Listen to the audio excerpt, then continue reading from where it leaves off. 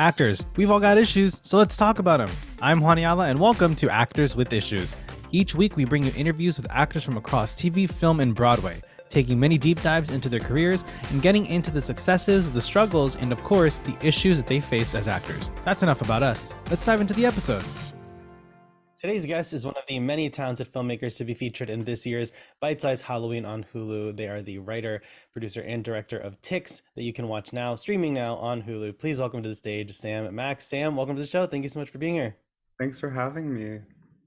So before we dive into our interviews, we always start with a quick rapid fire round of a question. Just throw some quick ones your way. So we always start with coffee or tea, Coffee, film or television, film, drama or comedy, drama, hero or villain.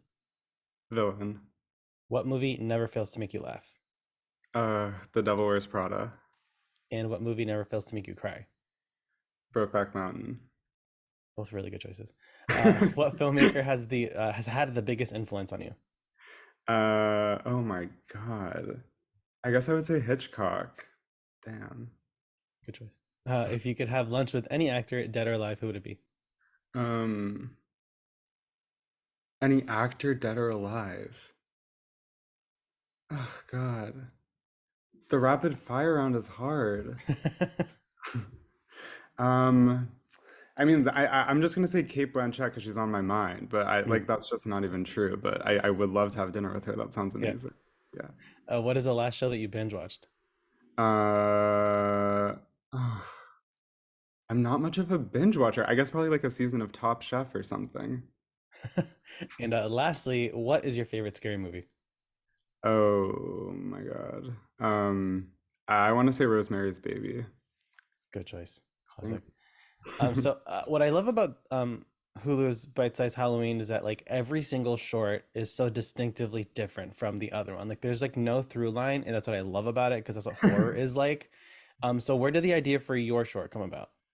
Yeah, I usually start with like actors I want to work with. Bridget is someone who's a personal friend, and we had been trying to find a project together, and so even at the like pitch stage, I was sort of thinking about actors I wanted to be working with and what the project would sort of feel and look like. And yeah, I guess I had made one film, and I guess in a way, like TICKS is a response to my first film, which was very kind of like static and sort of like clinical in its look and how it was photographed. And I wanted to do something that felt a little more chaotic and has like mayhem in it. And so that was also part of what I was thinking about. And so I also like grew up in the Northeast, and ticks are a part of our lives, and you're sort of warned about them from a young age. And Mm.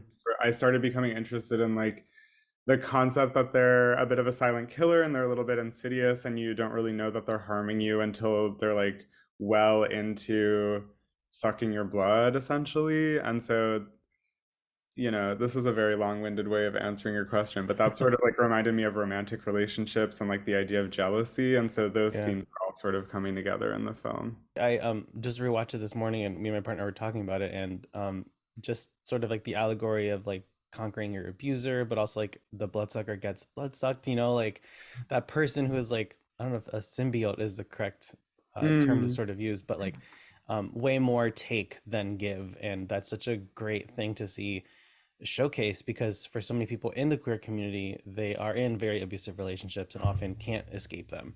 And you also showcase a fully trans and non-binary cast, both groups which are still severely underrepresented and misrepresented mhm. in media, despite some strides made here or there. So, what can you share about your casting process and making it a safe and inclusive space?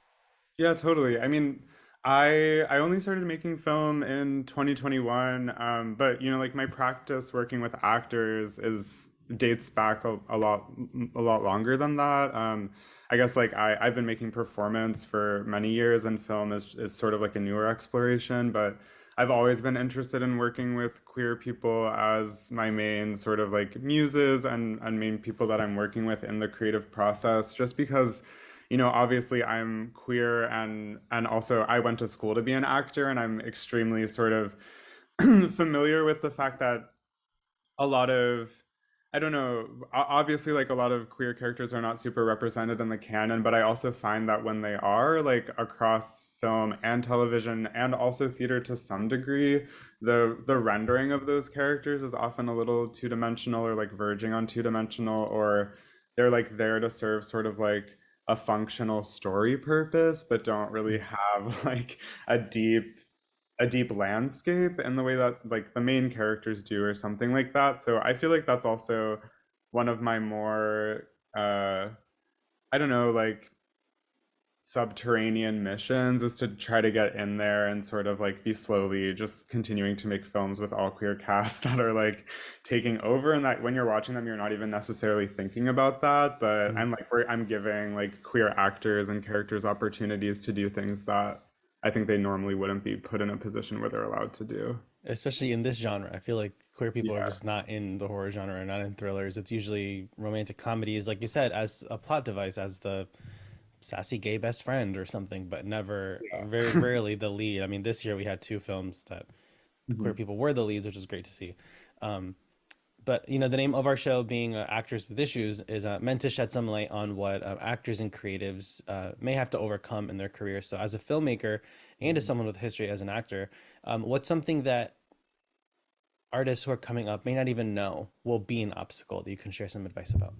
Oh yeah, that's interesting. I mean, I sort of learned pretty quickly that being an actor wasn't for me because it's really like a lifestyle that has to be navigated with a ton of patience, and I'm just not a very patient person. I just found out about my nature that I'm pretty ambitious and I like to work fast and I like to sort of iterate and make things really quickly, and I also like to be the person bossing people around, frankly. So I guess to answer your question about obstacles, I feel like like being a filmmaker and being an actor, I guess I would say like a sense of personal agency is really important, and a sense of like personal advocacy is important at any stage of your career. And I think there's an illusion that you can be paid an exposure or you can be paid in opportunities that, allow you to be seen or allow you to like work on something, but I guess like I have been successful and would strongly advise people to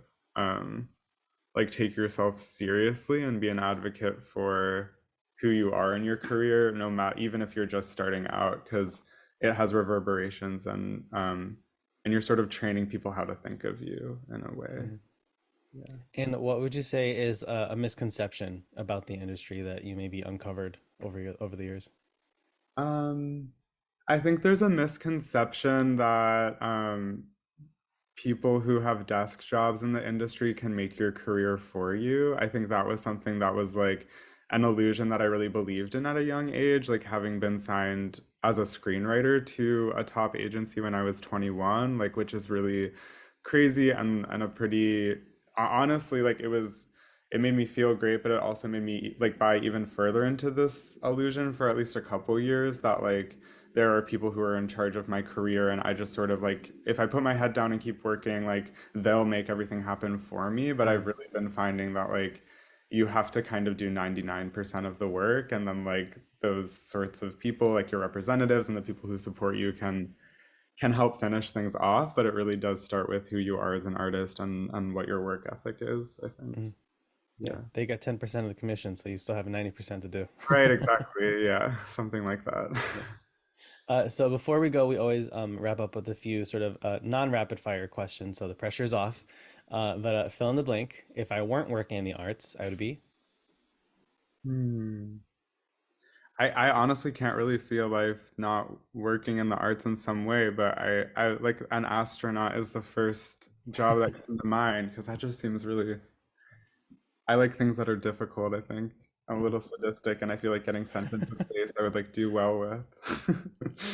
I feel like folks who say that, who can't really picture themselves anywhere, they're in the right place if they really can't see themselves anywhere else. Or they should be Um, astronauts. Yeah, totally. what is the best advice you've ever gotten? Um, you can only fit one life in your life. I like that. And what's the worst advice you've ever gotten? I don't know. We I try feel and forget the bad advice. um, yeah, I feel like I don't have a good answer to that one. I'm sorry. And lastly, in 10 words or less, what advice would you give to a young actor? Um, to a young actor, find writing and directors that you believe in, and be an author of your career as much as everyone else is. Awesome. Well, Sam, thank you so much for taking the time to chat with us today. If our followers or fans want to find you on social media, where can they find you? Yeah, my handle is at Sam Space Max, and I'm only on Instagram. Smart. Twitter is evil. That's what I hear. That's what I hear. Awesome. And folks, you know the drill. You can find us on Instagram at Actors with Issues. Give me a follow at Juaniala Official, and you can find more of our show on YouTube, Spotify, Apple Podcasts, wherever you get your podcasts every Monday with bonus episodes on Thursdays. You can watch TICKS in the latest season of Shorts, part of Hulu's Bite Size Halloween, streaming now on Hulu. I'm Juaniala. This is Actors with Issues, and we'll see you next week.